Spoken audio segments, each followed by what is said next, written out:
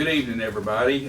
This is David Thomas with Shelbyville Now, talking politics with Mr. Brent Smith, County Commissioner, 1st District. Brent, it's been an interesting week. It sure has, David. It sure has. Well, last week we had an interview. Mm-hmm. We were talking about 4 or 5 topics. Right. Within that interview, you made a comment, and a firestorm started. Share with us what happened. So basically, as you know, everybody heard or saw this week via our interview or on Facebook, a couple of weeks ago, we had a conversation around budget cuts, and I had mentioned that I agreed with the city's proposal of a 15% budget cut across the board. Is basically what I said. And I will admit that I should have clarified that that did not include education. However, I assumed that most folks knew that due to our maintenance of effort laws, that would never include education. And so that's kind of where I think the firestorm started. There was some talk out there and some groups out there that unfortunately I think used our teachers as political cannon fodder, and got a lot of these folks upset. A lot of our neighbors, sisters, mothers and brothers upset. Right. And they thought they were going to lose their job because, to be honest with you, the Bedford County Education Association said on Facebook that I had proposed, meaning I had proposed some resolution to decrease the budget by 15% to all county departments, including education. Now, mark me if I'm wrong, David. Did we ever talk about education? I don't remember talking about education or any type of proposal. Right. I remember you did mention that the city was doing this, and you'd Correct. like to see us look at something like that. Right. I believe is the way you worded it. I have to go back and look, but is it even possible for you to make a proposal? Are you on any type of committee that would propose something like this? So, great question. Even if I was some horrible person and wanted all the children to starve, which I'm not, Right. I could never make this proposal or even a resolution because of the maintenance of effort law. And that's what's so disturbing about this political theater that we saw earlier this week. I mean, you want to talk about a kangaroo court. I have never seen it. I don't think anybody in Bedford County has seen anything like this in years. And I want to clarify a couple things around that finance committee. That finance committee usually meets around 4 o'clock.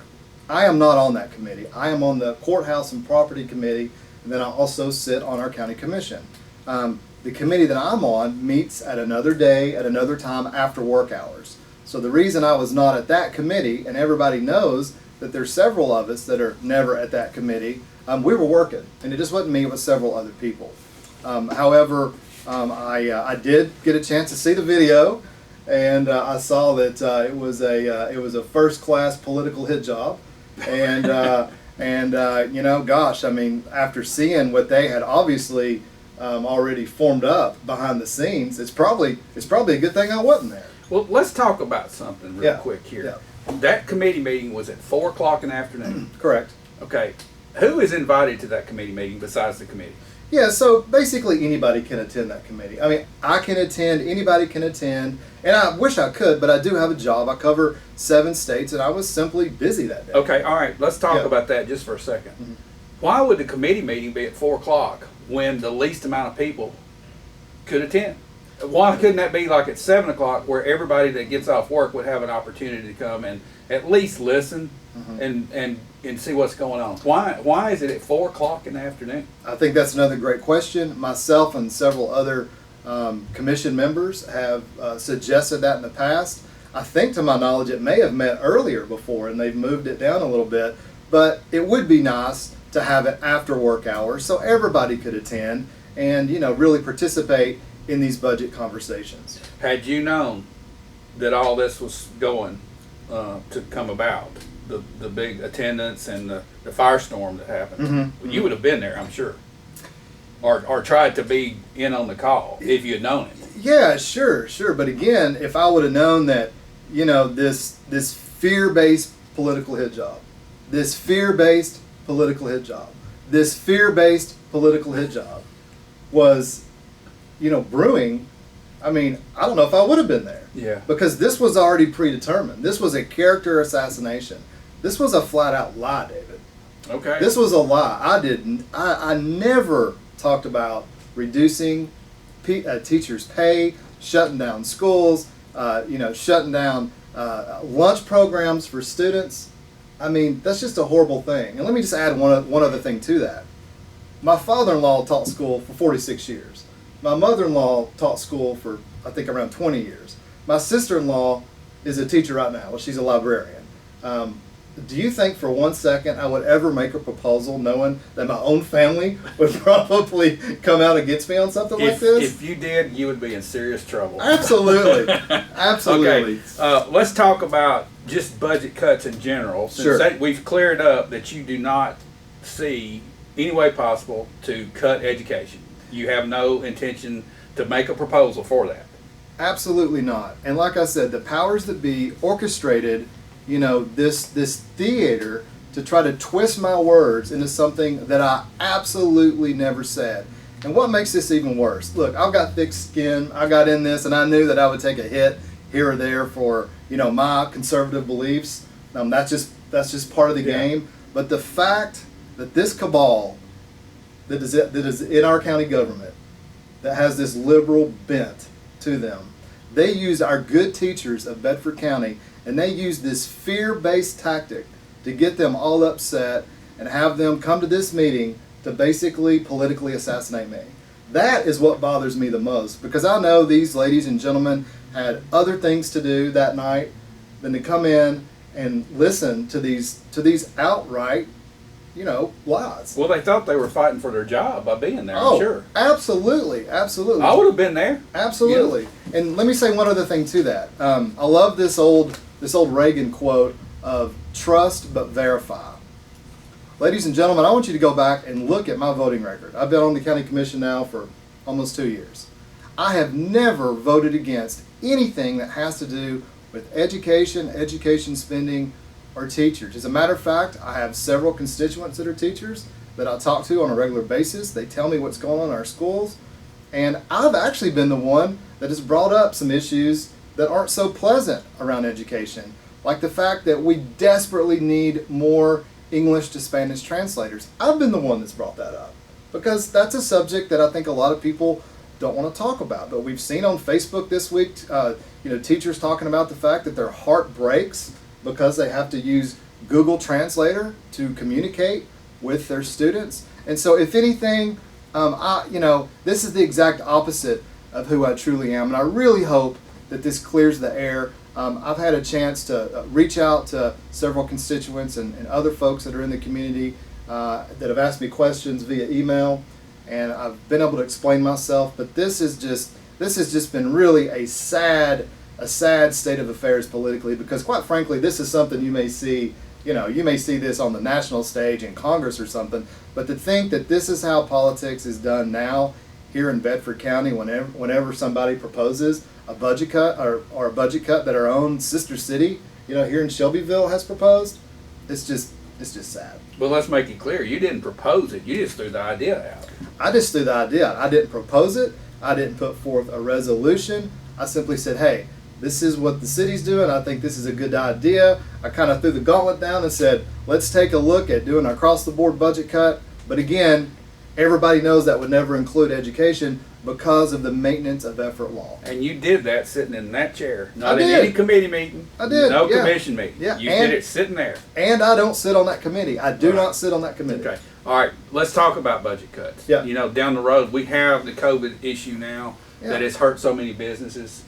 So the county's going to have to address probably some cuts down the road. Yes. So not making a proposal, of course, Not making a proposal. But what do you see happening there in Bedford County for possibly getting by and getting through the trying times that are ahead? Yeah, so we're going to have to look at the budget. Again, there's certain things we can't touch. Let me clarify, maintenance of effort, certain things we can't touch, but there are other things we can touch.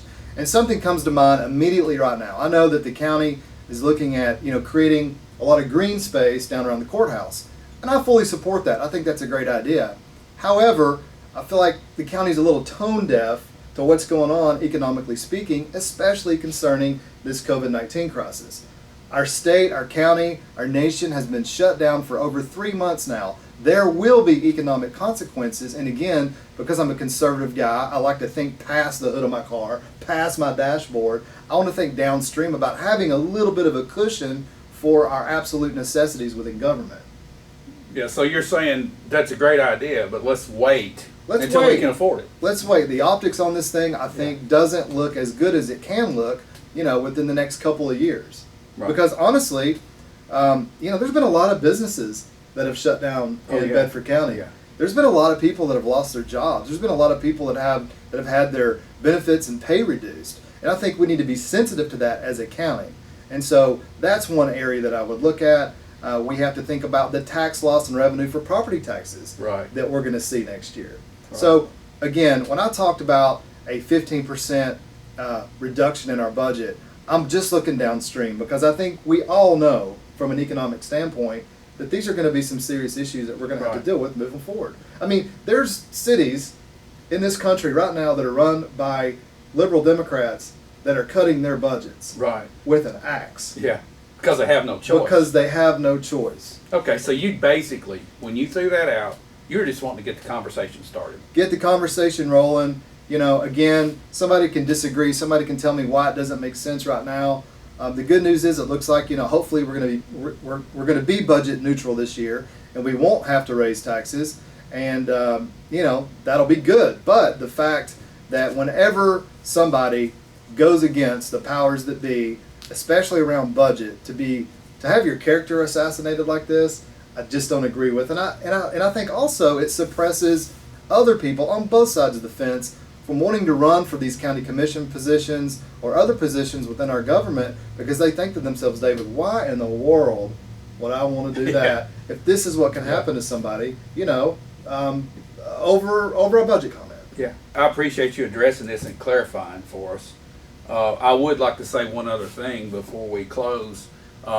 This show that we did last week was referred to as an infomercial.